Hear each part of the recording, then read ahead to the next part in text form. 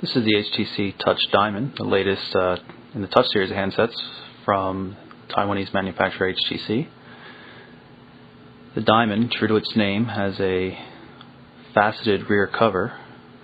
Fortunately, it's glossy black, so it tends to pick up fingerprints and smudges and smears pretty easily, as you can see.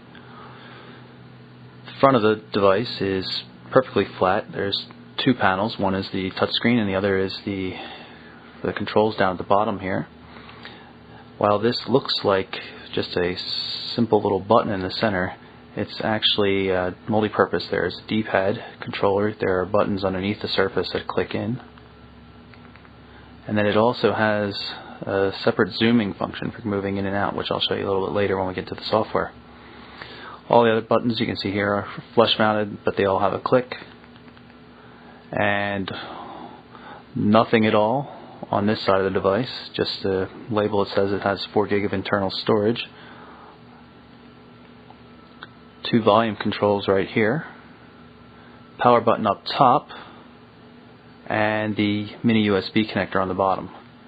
On the back we have the 3.2 megapixel autofocus camera. There's no flash, no mirror, no anything like that. In terms of size, it's quite small. It's a little bit taller than the original Touch was, but it's also a little bit narrower and maybe even a little bit thinner. The only complaint I have physically is, really that I don't like the gloss on the back, but HTC tells us that the Asian markets tend to think that non-glossy devices are cheap, so for a high-end device like this they decided to go with gloss. O2's version, the MDA Vario 4, has a matte surface on it, which we kind of like better. The only other complaint I would have would be that this zooming wheel, which I'll demonstrate later, doesn't work as a scroll wheel, because there are a lot of applications for that inside the device. HTC said they considered it, but in the end it just didn't work out well enough for them, so they decided not to go with it. As you can see, the design is quite simple.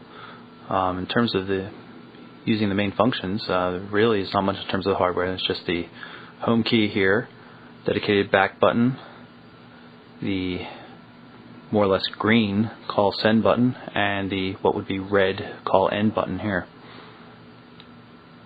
D-pad, of course, has a center select function, which pulls up things. As you can see, I just pulled up the calendar.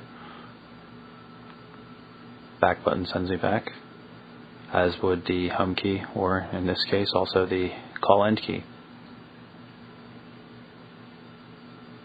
VGA display is quite nice.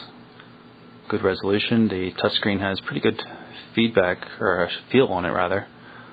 It doesn't take a whole lot of pressure to get it to work with either a nail or your fingertip pad itself.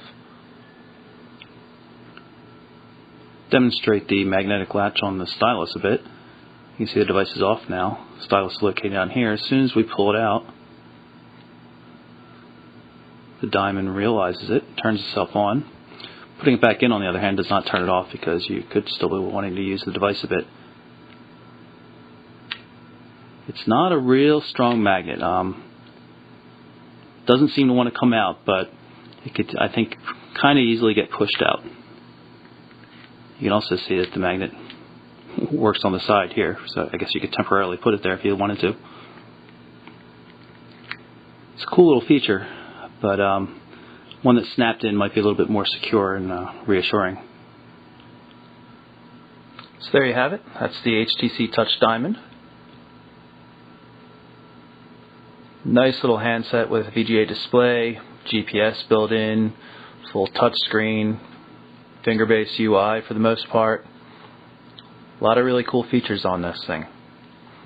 What it lacks is good support for North America. There's no 850 MHz GSM band, and there's no US 3G at all. So with only 1900 MHz, you're really reliant on a limited number of towers in the US for GSM connectivity. So it's probably something you're going to have to wait a little bit longer until you get an announcement for a US or North American based device. But pretty cool nonetheless.